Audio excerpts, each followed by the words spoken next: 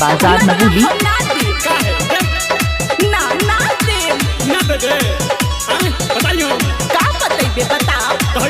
कोई बेरा यार से रहल धरा है के न जानत तोहर भेद कोई बेरा यार से रहल धरा है के न जानत तोहर भेद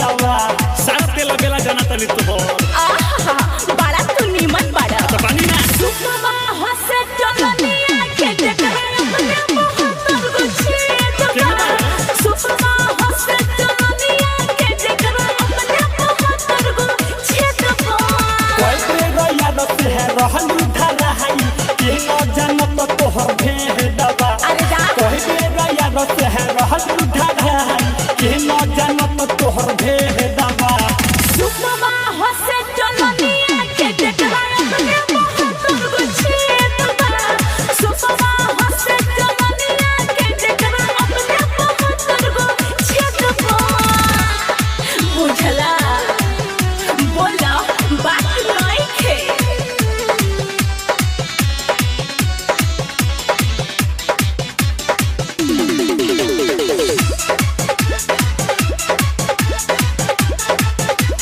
काहे चुपसा बोला बोला कितना छावरा के चलते रहल तू पिता तू कौन चिकन बाड़े दूध के नहाई बोला अरे बोल कितना छावरा के चलते रहल तू पिता तू कौन चिकन बाड़े दूध के नहाई मेरा फारी गहुआ के लइका तोहरा से खेलता गेंदबा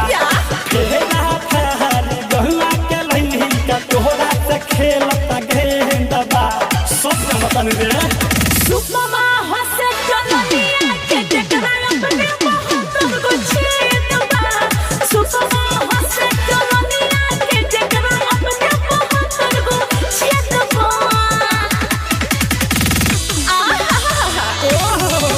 रात मत फरमांगा ये मान जो ये चोक्सी मान जो डीजे सुजीत राज रोसेरा बाजार महुली। बाकी बा तोहर सब बाकी बा सब तेरा बेला तोहर बता तनी हम है सुन बोला सारा बेला बेला कहत बसा है महला का हरके जाना तो रख दे हब मुहामा झोकार के होय खोना की देखा तारा तो हमरो फरमाटी देखो सारा बेला बेला कहत बसा है महला का हरके जाना तो रख दे हब मुहामा झोकार के बिकिरा द सुनयरीमा तोरा पढ़ले है बेदबा बोल बोल बिकिरा द सुनयरीमा तोरा पढ़ले बेदबा कोनो मंत्र मरले है का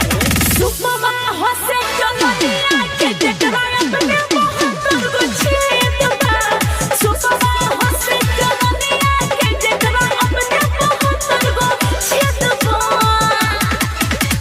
कोई बेरो याद से है रहल धरा है के न जानत तोहर भेदबा कोई बेरो याद से है रहल धरा है के न जानत तोहर भेदबा सुखमा हसे चलनिया के देखरा अपने मोहतर गुछे मिक्स बाय डीजे सुजीत राज रोसेरा बाजार महुली। मोहतर